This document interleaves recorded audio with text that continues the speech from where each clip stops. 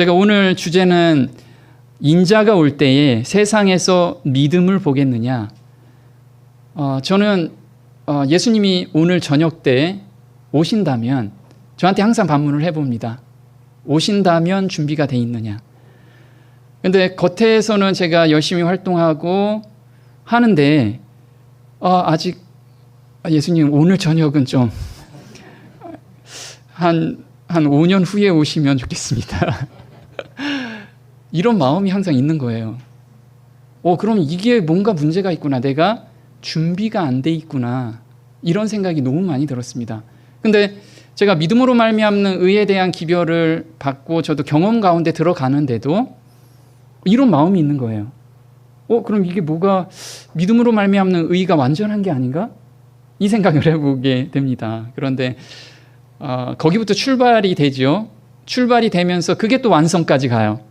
그래서 오늘 그게 어떤 부분인지 좀 같이 나눠보고 은혜로운 시간이 좀 됐으면 좋겠습니다. 아까 그 교동문에서 나눈 누가복음 18장 1절부터 9절까지입니다. 여기에서 대표적으로 나와야 될 내용이 뭐냐면 항상 기도하고 낭망치 말아야 될 것을, 그리고 뭐라고 말하시냐면 택하신 자들한테 밤낮 부르짖으래요. 우리가 지금 밤낮 무엇인가를 부르짖어야 된다라는 거죠. 그러면 인자가 올 때 믿음이 있는 자들은 그 행동을 한다라는 거예요.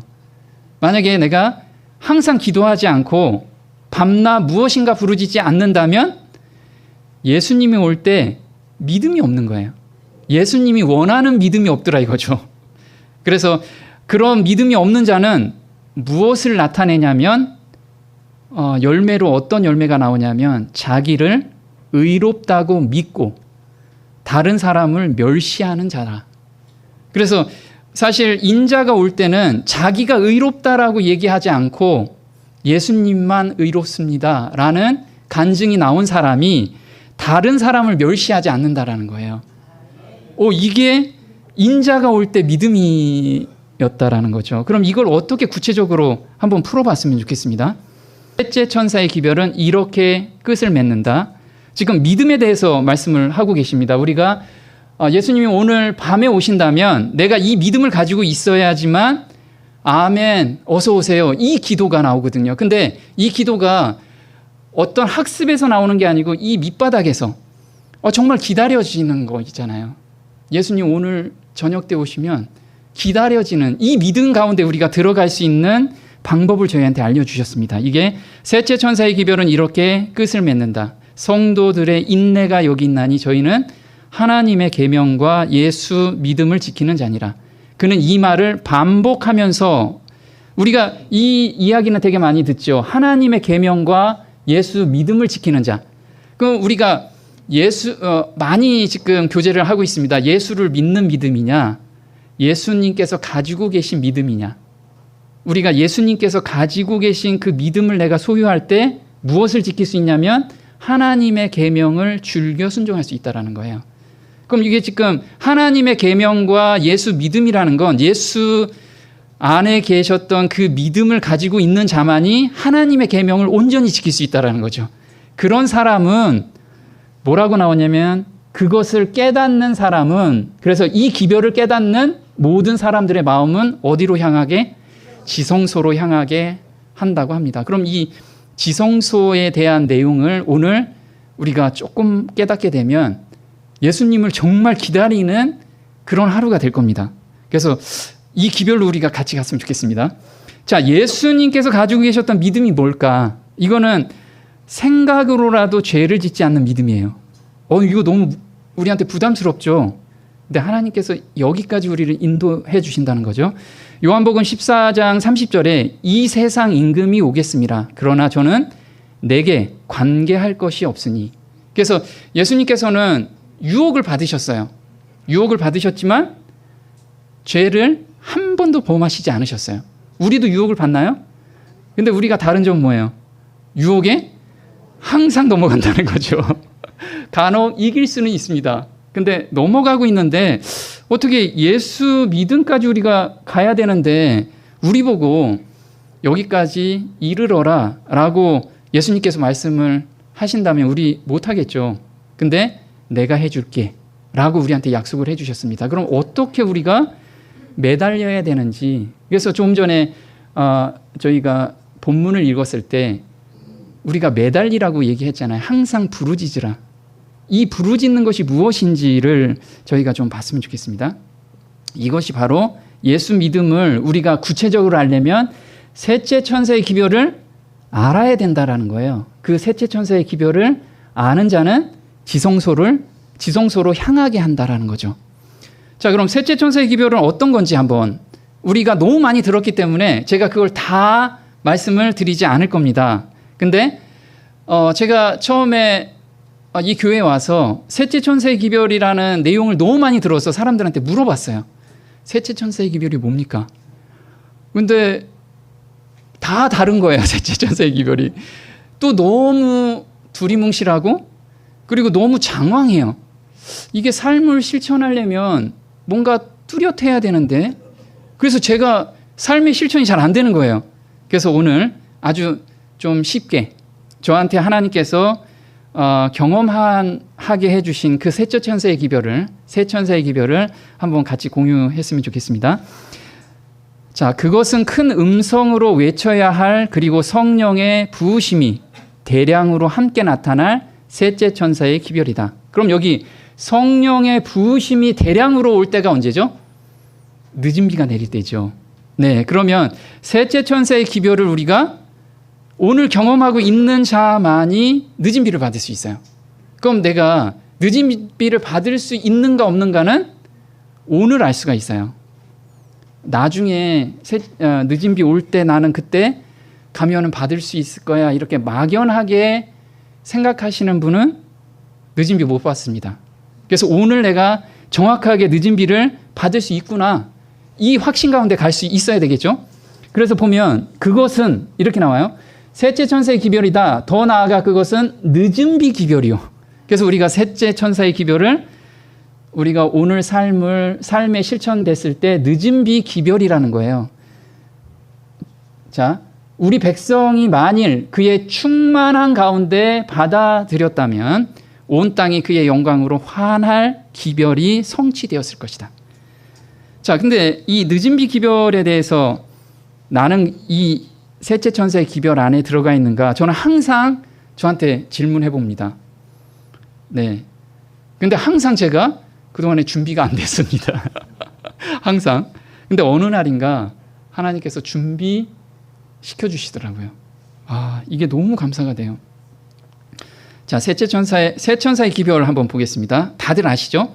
제가 요약을 하겠습니다. 첫째 천사의 기별은 깊은 회개로 이끕니다. 첫째 천사의 기별을 깨닫는 자는.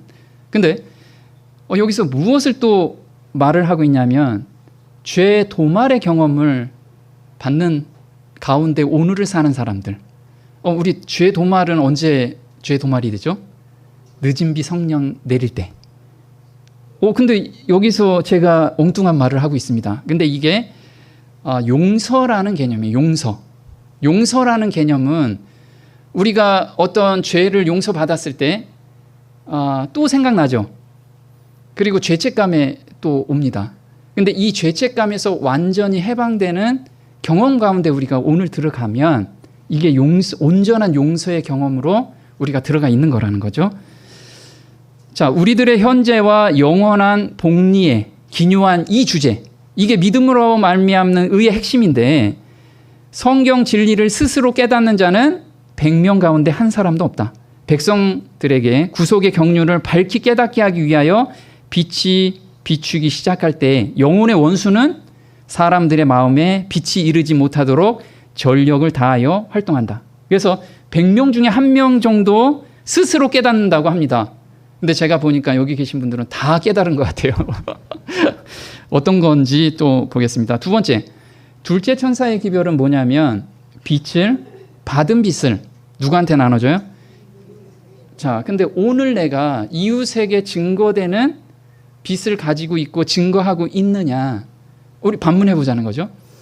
만약에 나는 둘째 천사의 기별은 깨달았어 했는데 사람이 붙지를 않아요. 사람이 붙는다라는 건 영혼을 구원받을 그 사람들이 붙지가 않아요. 그럼 받은 건가요? 네, 받지 않았습니다. 논리적으로 받은 거죠. 논리적으로. 우리는 기별을 받으면 열매가 반드시 열려야 된다라는 거예요. 이게 되게 중요합니다.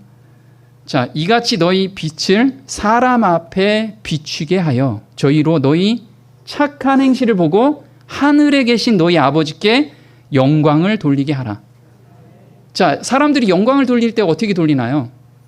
내가 내 죄에서 허덕일 때, 죄에서 온전히 해방될 때 사람들이 영광을 돌리죠.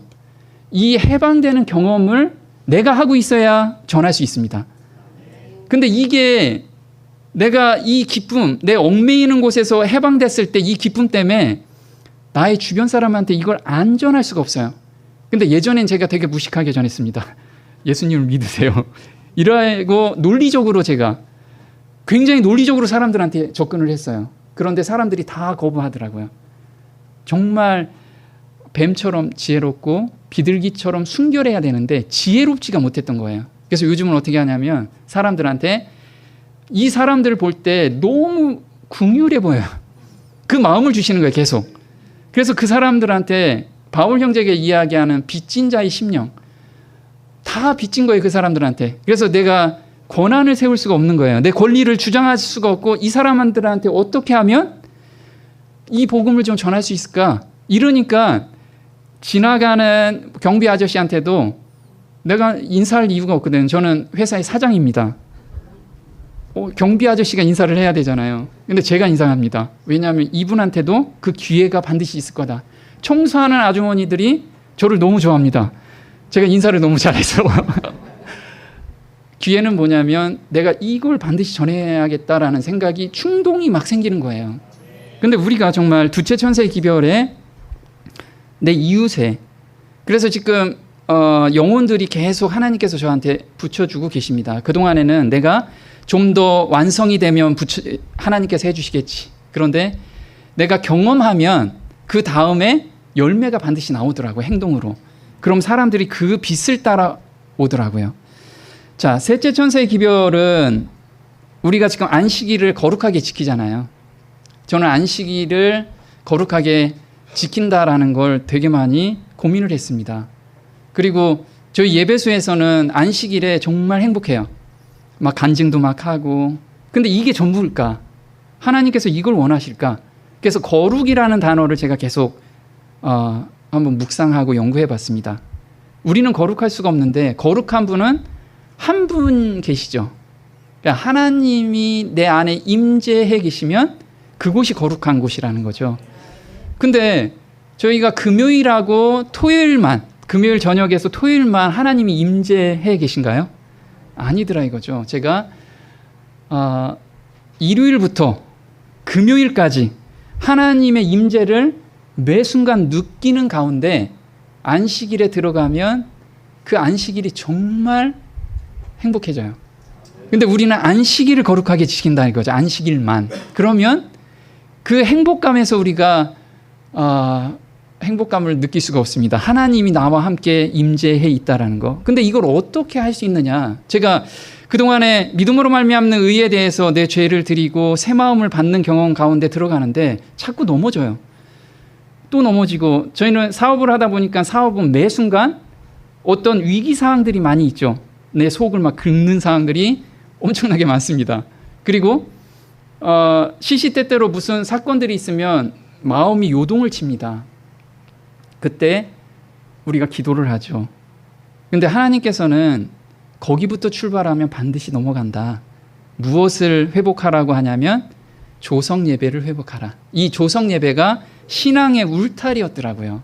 그래서 제가 아침에 시작할 땐 하나님의 임재를 느끼기 위해서 성경을 봅니다. 느낀다라는 게 하나님의 말씀에 내가 푹 빠지고 싶은 거예요. 근데 하나님의 은혜에 제가 푹 빠지고 하루를 시작하잖아요. 그럼 유혹이 그렇게 크게 안 오더라고요.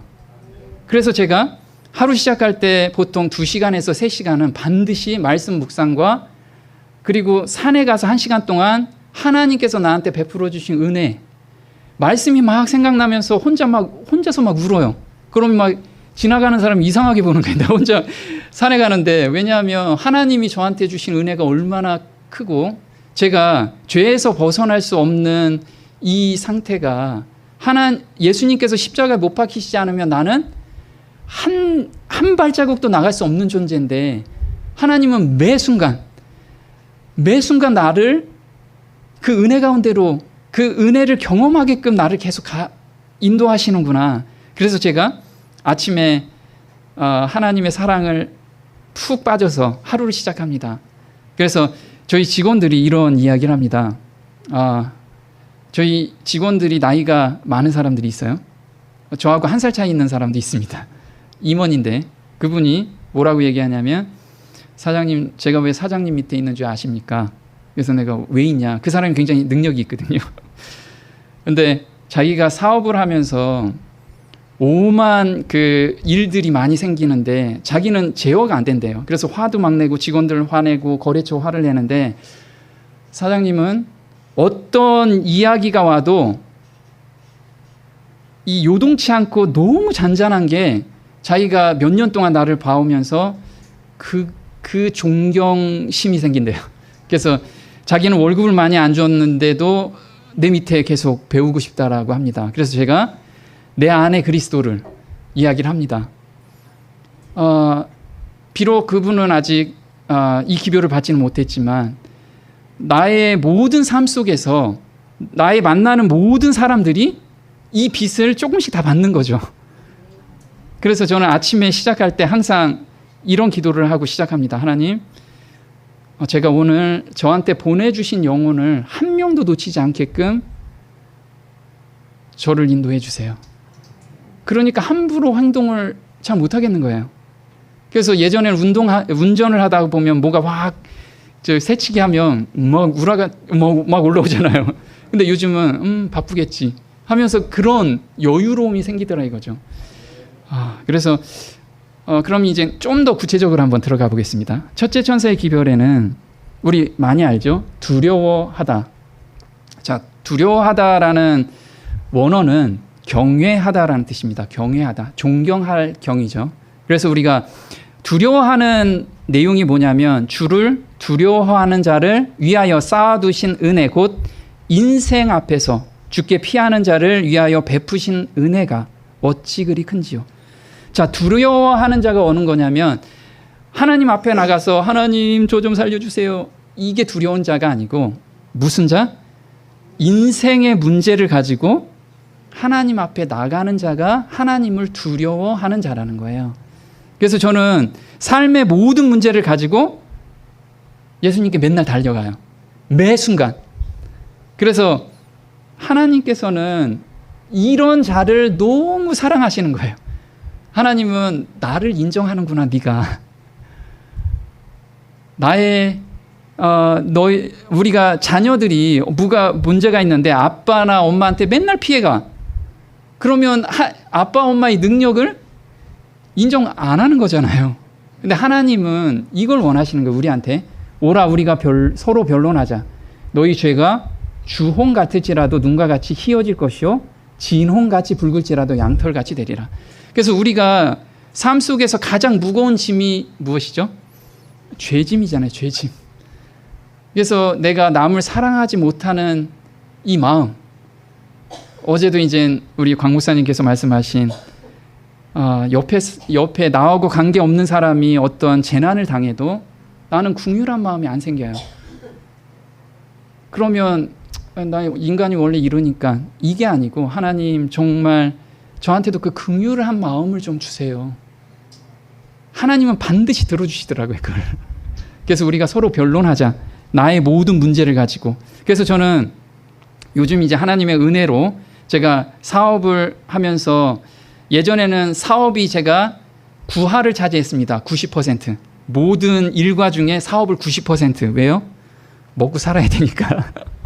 그래서 항상 생각할 때 어떻게 하면 이걸 세팅해서 돈을 벌까, 이 생각을 하면서 삽니다. 근데 요즘은 마음속 모든 생각이 어떻게 하면 나하고 만나는 사람한테 복음을 전할까, 이 생각으로 바뀌었어요. 그런데 놀랍게도 하나님이 내가 인간적으로 무엇을 해서 돈을 벌까 이 생각할 때 버는 인컴이 들어오는 것과 하나님께 전적으로 맡겼을 때 하나님께서 내 삶을 책임져 주시는 그 하나님. 그 하나님이 처음에는 의심이 생긴 거예요. 정말 제가 올인하면 하나님께서 도와줄까? 근데 이게 3개월, 6개월, 지금 2년째 넘어가고 있거든요. 근데 하나님께서 결코 그의 나라와 그의 의를 구하는 자를 정말 결코 하나님께서 내팽겨치시지 않더라고요. 자, 심판의 시간입니다. 우리가 심판의 시간은 언제 일어나냐면 오늘 일어납니다. 우리가.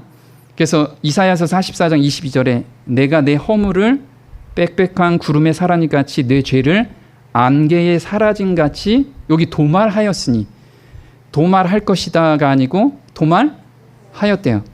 너는 내게로 돌아오라. 그래서 예수님께 우리가 돌아가면 내가 너를 구속하였고 도말하고 구속한대요. 그리고 여호와께서 이 일을 행할 것이다. 이렇게 말씀하시지 않고 이 일을 행하셨대요. 자, 우리 보면요. 다 과거형이죠. 그래서 우리가 예수님께 달려가면 예수님이 이미 죄를 도말하고 계시는 거예요. 우리가 그걸 믿지 않기 때문에 내가 그걸 받지를 못하는 거지. 자, 도말한다라는 거 한번 볼게요. 하늘에서 내릴 늦은 비 성령을 받을 준비로서. 자, 만약에 오늘 도말하는 경험이 없으면 늦은 비 성령을 받을 준비가 안 되어 있는 거예요. 우리들은 마음속에서 모든 이기심을 제하고 또 깨끗하게 하고 있는가? 지금은 우리가 죄를 자복하고 버려야 할 때이다. 그렇게 함으로 미리 그 죄가 심판을 받고 도말함을 잊게 해야 한다. 그래서 이게 심판의 시간이 앞으로 이르를 것이다가 아니고 우리는 지금 나한테는 오늘 이루러 와야 돼요. 그래서 내가 생각으로라도 죄를 짓지 않는 상태까지 가야 돼요. 어떤 죄된 습관에서 야, 이게 완전주의죠. 저도 이게 가능할까? 근데 가능하더라고요. 한번 볼게요. 잘못하면 제가 완전주의로 갑니다.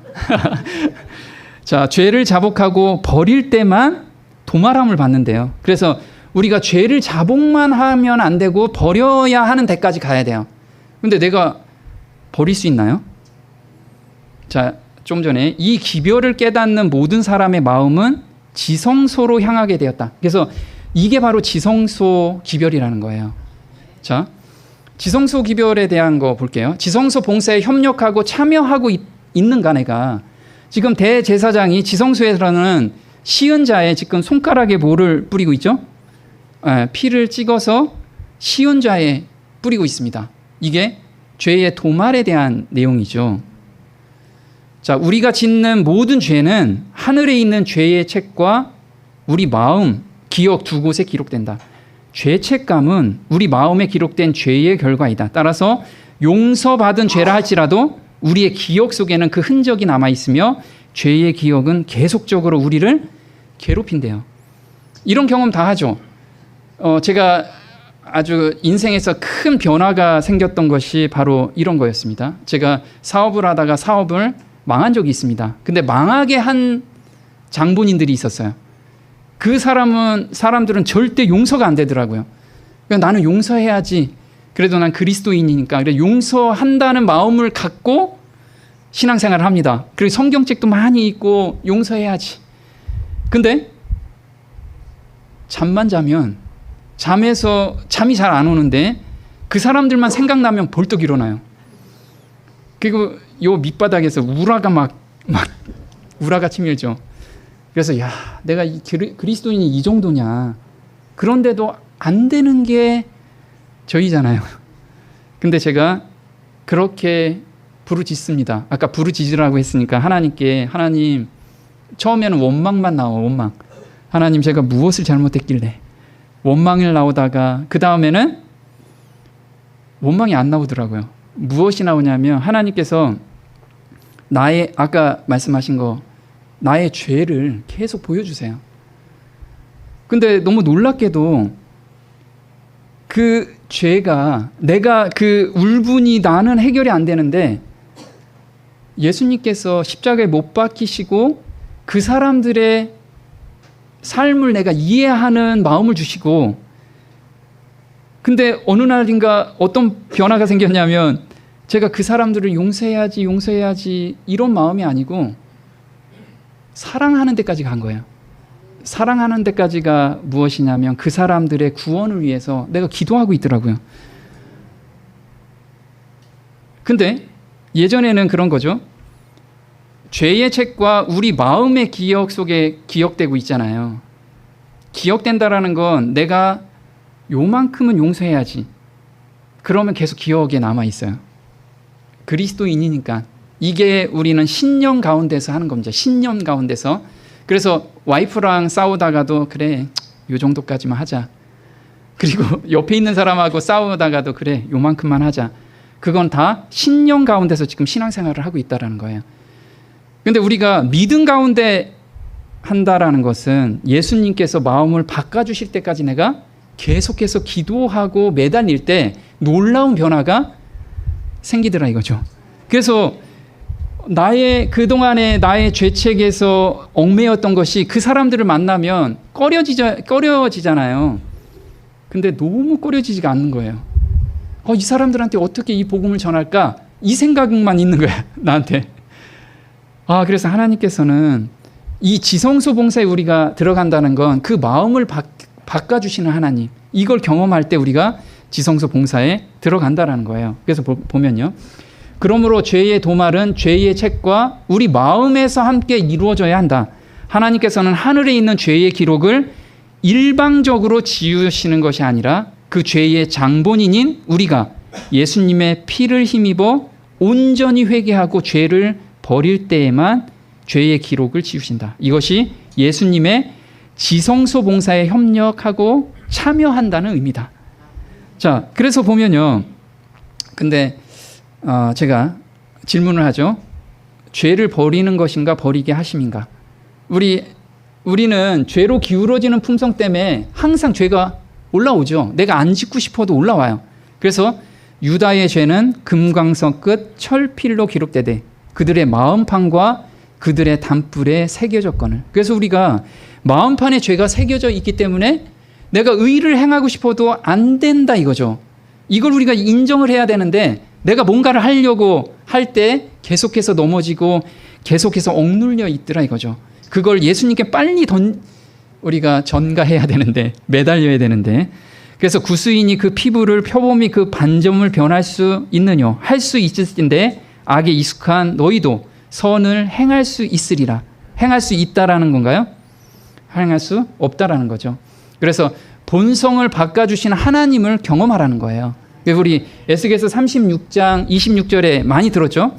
내 영을 내 새 마음을 새 영과 새 마음을 너희한테 기록하게 해주신다고 했습니다. 그런데 내 규례를 지켜 행할지라 우리 하나님의 계명과 율례와 규례를 지킬 때 하나님께서 받으시는 유일한 것은 줄겨 순종할 때 그래요. 내가 안식일이니까 철저히 지켜야지 하나님께서 안 받으실 수 있어요. 그거 내가 11금 열심히 내야지 그 안 받으실 수 있어요. 줄겨 순종 안 하고 내가 하라고 했으니까 한다. 안 받으실 수 있습니다.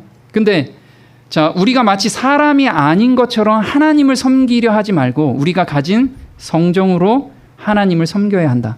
하나님의 아들은 우리가 가진 무엇을 속량해 준다? 본성을 속량해 주신대요.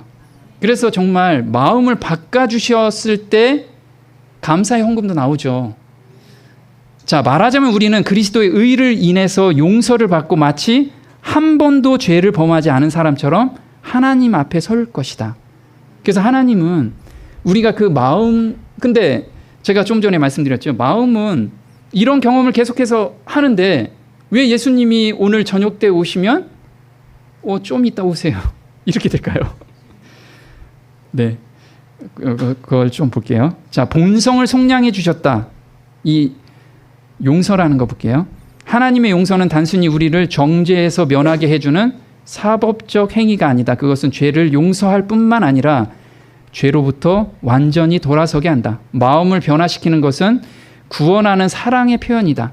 오직 그리스도의 완전한 의에 근거를 둔 선물로서 주어진다. 그래서 죄로부터 완전히 돌아서게 해주시는 거, 이걸 우리가 경험을 해가야 된다 이거죠. 오늘 자, 이걸 볼게요. 그것은 그들이 결코 잘못을 범하지 않았다는 의미가 아니라 하나님의 은혜로 그들이 품성의 모든 결함을 극복했다는 의미다. 그럼 우리가 모든 결함을 극복해야 돼요. 그죠? 가능한가요? 네. 볼게요. 믿음으로 말미암는 의는 형식주의가 아니다. 이 두 가지는 전혀 다르다. 믿음으로 말미암은 의는 하나의 체험이요 실제이다. 그것은 생애의 완전한 변화를 의미한다. 이와 같이 새 생애에 들어간 사람은 깊은 회개를 체험하게 되고 진지하게 마음에서 우러나오는 자복을 하게 되고 죄를 버리게 된다. 신령하신 주님처럼 그는 의를 사랑하고 불의를 미워하게 된다. 그리고 의롭게 되어 믿음으로 의롭다는 인정을 받아 그는 하나님과 화평을 누리게 된다. 결국은 내가 매일 하나님의 임재를 경험하면, 그걸 간구하고 오늘을 살면 하나님과 거리낌이 없어져요. 내가 죄가 있으면 바로 내가 하나님께 달려갑니다. 근데 또 볼게요. 자, 품성이 완전에 이른 자만이 인을 받을 것이다. 우리는 그분의 충만하심을 구하고 언제나 더욱더 높이 오르고 그분의 품성에 완전에 이르기 위하여 노력하고 있는가? 하나님의 종들이 이 지점에 이를 때 그들은 이마에 인을 받게 될 것이다. 기록한 천사는 다 이루었다고 선언할 것이다. 그들은 창조와 구속에 의하여 그들을 소유한 그분 안에서 완전해질 것이다. 되게 어려운 얘기하죠. 부담스러운 이야기. 그분의 품성에 완전에 이르기 위하여 노력하고 있는가? 이 지점에 이른 자만이 인을 받는데요. 그럼 이게 어떤 얘기일까요? 자, 이게 우리가 흔히 얘기하는 겁니다. 자아가 완전히 굴복한 사람들에게만 인을 받을 수 있다는 거예요. 그럼 오늘 내가 어떤 유혹이 왔거나 죄에 비록 넘어져 있다고 해도 우리가 하나님 앞에 나아가서 그 용서의 마음을 받게 되면 하나님께서는 한 번도 죄를 범하지 않은 자처럼 우리를 그걸 보고 계신다는 거예요. 왜요? 나를 보는 게 아니고 내 안에 의를 보기 때문에 그래요. 예수님의 의는 완전하기 때문에 우리는 그걸 매일 믿고 가는 그 믿음 가운데 가면 우리는 완전해서 완전으로 매일 갈 수 있는 거예요. 자, 그러면 새 천사의 기별에 들어가 있는지를 알 수 있는 방법입니다. 그러므로 그의 열매로 그들을 알리라. 그래서 우리가 내가 지금 첫째, 둘째, 셋째 천사 기별 안에 들어가 있는가, 그건 열매로 알 수 있대요. 어떤 열매일까요? 그래서 회개에 합당한 열매라는 거예요. 자, 지금 예수님께서 무화과 나무를 보고 잎만 무성한 무화과 나무를 봤죠. 여기에서 저주를 하십니다. 길가에서 한 무화과 나무를 보시고 그리로 가서 잎사귀 밖에 아무것도 얻지 못하시고 나무에 이르시되 이제부터 영원토록 내게 열매가 맺지 못하리라 하시니 무화과 나무가 곧 마른지라. 자, 이 무화과 나무는 우리 많이 들었죠. 잎만 무성한 것은 경건의 모양만 있는 신앙이죠. 자, 경건의 모양만 있는 신앙이 어떤 건지 볼게요. 자, 우리가 시골 생활 열심히 합니다. 안식일을 철저히 지키고요. 채식도 열심히 합니다. 전도도 열심히 하고 헌금과 봉사활동도 열심히 합니다. 자, 이거는 잎사귀 신앙인가요? 아니면 열매 신앙인가요? 예, 고민되죠? 예, 이게 바로 잎사귀 신앙입니다. 자, 그러면 열매 신앙은 어떤 걸까? 나는 지금 이거 하고 있는데. 자, 열매 신앙 볼게요. 예수님께서 이 얘기합니다. 바카와 아니스와 커민의 11조는, 자, 11조는 너희들이 철저히 내고 있는데 무엇이 빠졌대요? 율법과 공의와 자비와 믿음은 빠졌다라는 거예요. 그럼 우리가 열매 신앙은 바로 이 신앙이죠. 자, 사랑과 기쁨과 화평과 오래 참음과 부드러움과 선함, 믿음, 온유, 절제. 이게 성령의 9가지 열매잖아요. 자, 이 가운데서 시골 생활, 안식일, 채식, 전도, 헌금, 봉사 자연스럽게 나와야 된다라는 거예요. 근데 이 사랑과 기쁨은 없는데 천국 가고 싶어서 내가 지금 하고 있다라고 하면 나는 지금 경건의 모양만 나타내고 있다라는 거예요. 근데 저는 이제 사람들을 보면 얼굴을 보잖아요. 얼굴을 볼 때 이 사람하고 난 교제하고 싶다. 여기 보니까 대부분 다 교제하고 싶더라고요. 근데 어떤 사람을 딱 보면 어때요? 그 사람은 괜히 가고 싶지가 않아. 근데 그분이 너무 성경을 잘 알아요. 그리고 너무 철저하게 신앙생활도 해. 근데 접근하기가 어려워. 그러면 이 안에 뭔가 빠져 있겠죠. 예수님께서는 정말 바른 생활을 하신 거죠. 그러니까 성경에 맞는 생활을 하셨는데 사람들이 예수님을 만나고 싶어서 오셨어요. 정말 만나고 싶어서 엄청나게 많은 사람들이 왔다 이거죠. 우리가 예수님의 마음을 받았다면 그 심장파가 통한다라고 하죠. 그런 삶을 내가 살고 있는지 항상 저는 생각해 봅니다. 그래서 우리가 얼굴이라고 하죠. 얼굴. 우리가 옛말에 그런 거 있죠. 얼빠진 놈 얘기하죠. 얼빠졌다라는 건 뭐냐면 우리 이 영혼이 없다라고 하죠. 만약 하나님의 마음을, 예수님의 마음을 받으면 얼굴에 그게 안 나타날 수가 없다라는 거예요. 한두 번은 우리가 가식적으로 웃을 수 있어요. 근데 매일의 삶 속에서는 그걸 가식적으로 매번 할 수가 없다라는 거예요. 그러면 제가 거울을 한번 보고 항상 생각해 봤으면 좋겠습니다. 내가 정말 사람들한테 예수님의 의를 받아서 정말 행복하게 살고 있는 건지, 맨날 인상 찡그리면서 있는지, 내 모습은 어떤 건가요?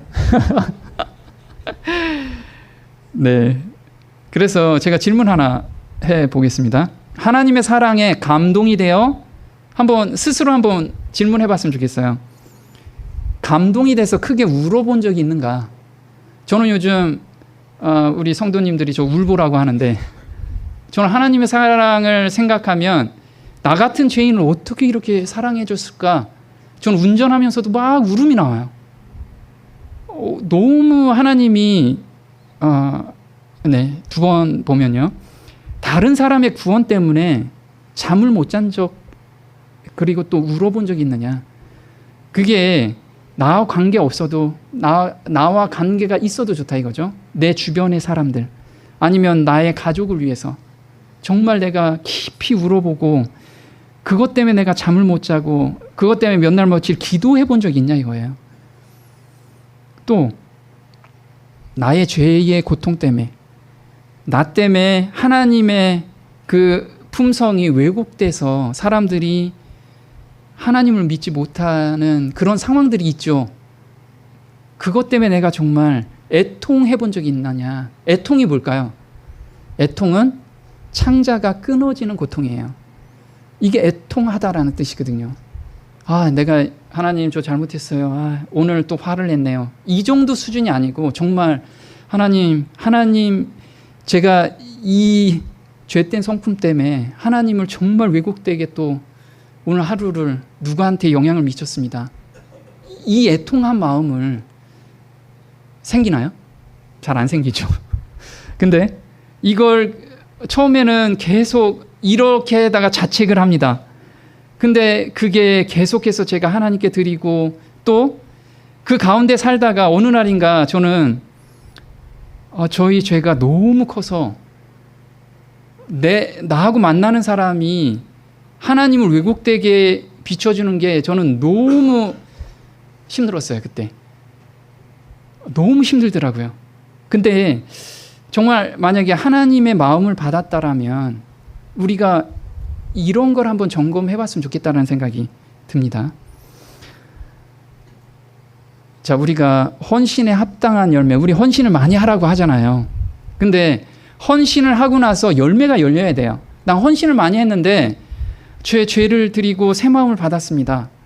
거기까지 멈추면 안 된다라는 거예요. 자, 그래서 우리가 회개, 헌신, 용서라는 건 밑거름이라는 거예요. 이게 우리가 궁극적인 목적이 아니라는 거예요. 우리 목적은 열매를 여는 거예요. 열매. 만약에 회개가 됐으면 온전한 용서를 받았으면 성령의 9가지 열매가 그 즉시 열립니다. 너무 기뻐서 주변에 있는 사람한테 얘기를 안 해도 분위기가 그렇게 바뀌어요. 그래서 보면 바울 형제가 그 얘기하죠. 항상 기뻐하라.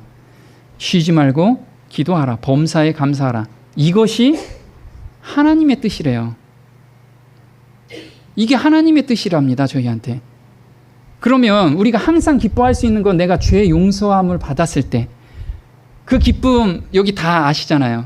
저는 항상 그 시편 기자가 이야기하는 극락의 하나님, 저는 어떻게 이 세상에서 표현할 수 없는 극락의 하나님을, 그 경험을 우리가 한번 경험하면 그 경험 가운데 계속 들어가고 싶잖아요. 그러면 사람들한테 이게 표현이 안 될 수가 없더라 이거죠. 그래서 내가 보거니와 믿음이, 나 믿음 있어요, 그렇게 얘기하면 행함이 함께 따른다라는 거예요. 만약에 행함이 없으면 그 행함이라는 게 누구를 도와주는 것 물론 좋죠. 근데 나의 선한 감화가 비춰지지 않는다면 나는 지금 그 믿음이 속고 있는 믿음일 수 있어요. 그냥 이론적으로 가지고 있는 믿음일 수 있다라는 거예요. 그래서 우리가 재물의 헌신을 할 수 있고 시간과 재능에 헌신할 수 있다라는 거예요. 근데 우리가 흔히 달란트를 땅에 묻고 있지 않은지를 한번 반문해 봤으면 좋겠습니다. 우리 달란트 비유에서 한 달란트 받은 친구가 땅에 계속 한 달란트를 땅에 묻는 그 행동을 하고 있지 않는가. 그 행동은 이런 거죠. 활동하지 않음으로 달란트를 썩히고 있는 자들이 만일 성령의 도우심을 간구하고 일하기 위하여 나간다면 우리는 훨씬 많은 것이 성취되는 것을 볼 것이다. 도와달라는 긴급한 호소는 마음을 감동시키고 있다. 너희는 세상의 빛이라고 예수께서는 제자들에게 말씀하셨다. 그래서 내가 지금 나 믿음으로 말미암아 의 많이 경험하고 있어요, 여기에만 멈추고 있다면 하나님께서 주신 달란트를 지금 꼭꼭 땅에다 묻고 있다라는 거예요. 얼마나 그들 자신의 능력과 감화를 의식하고 있는 자는 얼마나 적은지, 그들은 그들의 달란트를 보자기에 싸서 땅속에 묻어두고는 자신은 칭찬받을 만한 겸손을 가졌노라고 우쭐하고 있다. 그래서 나는 이런 경험하고 있어요, 나는 하나님과 이렇게 소통하고 있어요, 거기서 멈추고 있다라고 하면 하나님께서 주신 달란트를 지금 계속해서 땅에 묻고 있다라는 거예요. 그러나 하늘의 책은 이 게으른 자들을 하나님께서 그들에게 하라고 하신 일을 등한히 함으로 하나님께 대하여 크게 범죄하고 있는 악하고 게으른 종이라고 증거한다. 자, 우리가 악하고 게으른 종이 안 돼야겠죠. 그러면 이게 외방 선교를 나가야 되냐, 내가 지금 저 오지에 가서 선교를 해야 되느냐, 하나님께서 그런 마음을 주시면 가야 돼요. 근데 그렇지 못한다면 오늘 내가 만나는 사람들이 있어요. 나 혼자 살지 않죠. 내 주변에 반드시 오늘 하루라도 10명 이상 만날 거고 5명 이상 만날 겁니다. 그 사람한테 내가 어떻게 하면 이 사람을 구원으로 인도할까, 이걸 생각하면서 나가는 것이 빛을 비추고 있는 거라는 거예요. 우리가 정말 받았다면 비춰줘야 된다는 거죠. 이게 뭐예요? 나무 늘보입니다. 심판 날에 얼마나 놀라운 폭로가 있을 것인가. 자칭 그리스도인이라고 부르는 많은 자들이 하나님의 종들이 아니요 저희 자신의 종들임이 드러날 것이다. 자기가 자기의 중심이 되어 있고 자기를 섬기는 것이 그들의 평생 사업이 되었다. 자기를 기쁘게 하기 위하여 살고 저희를 위해서 얻을 수 있는 모든 것을 위해 삶으로 말미암아 하나님께서 그들에게 주신 재능과 능력을 파괴시키고 위축시켜 왔다. 그들은 하나님과 정직한 거래를 하지 않았다. 그래서 각 개인한테는 정말 재능과 능력을 다 주셨어요. 그걸 통해서 빛을 비치라는 그 재능과 능력을 다 주셨습니다. 그걸 땅에다 묻지 않았으면 좋겠습니다. 자, 우리 보면 참된 안식일을 회복하는 자들이란 무엇인가? 우리 황폐된 곳을 다시 세우는 자라고 그랬죠. 무너진 데를 수보하는 자, 안식일을 처처히 지키는 자인가? 평상시에 조성 예배를 회복시키는 자들인가? 자, 오늘 마음속으로 한번 생각을 해보시기 바랍니다. 제가 이번 주 내내 하루 1시간 이상 하나님을 만나고 하루를 시작했는가? 그 하나님의 은혜를 간직하며 하루를 살았는가? 그리고 오늘 여기까지 왔는가? 한번 생각해 보자고요. 그러지 않고 안식일에 무엇을 하지 말고, 안식일에 뭐 하지 말고, 안식일에 뭐 하고, 이게 무너진 데를 수보하는 자가 아니라는 거예요. 무너진 데를 수보하는 것은 바로 조성 예배를 회복하는 겁니다. 지금 성소가 있습니다. 제가 여기에서 항상 넘어갔을 때가, 조성 예배가 회복되지 않았을 때가 항상 넘어갔어요. 지금 우리가 성소 보면 울타리가 있고 그 안에 번제단과 성소와 지성소가 있죠. 그럼 죄를 범하면 우리가 속죄제를 드리고 속건제도 드립니다. 근데 또 죄를 범해요. 왜 이렇게 자꾸만 저기 하냐면 울타리가 없어서 그래요. 울타리. 이 울타리가 무엇이냐면 바로 조성 예배라는 거예요.